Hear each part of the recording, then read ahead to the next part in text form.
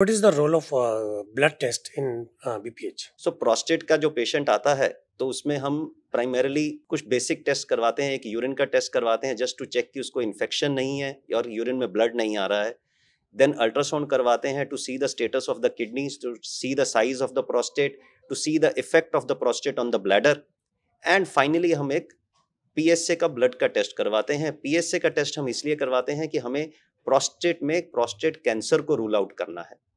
Prostate में दो चीजें होती हैं, वन इज कि प्रोस्टेट सिर्फ बढ़ जाता है, जिसके तकलीफ हुई आपने मेडिसिन ली और आप ठीक हो गए। दूसरा है कि नहीं, प्रोस्टेट में प्रोस्टेट कैंसर हो गया है, जिसको डिटेक्ट करना इंपॉर्टेंट है, क्योंकि अगर हम टाइमली डिटेक्शन करते हैं तो उसका इलाज हो जाता है। एंड इलाज इज क्यूरेटिव, आप ठीक हो जाते हैं, आप लाइफ टाइम आपको कैंसर तंग नहीं करता है। So picking up the cancer in time is important. उसके लिए हम पीएसए का टेस्ट करवाते हैं। पीएसए एक ब्लड टेस्ट होता है।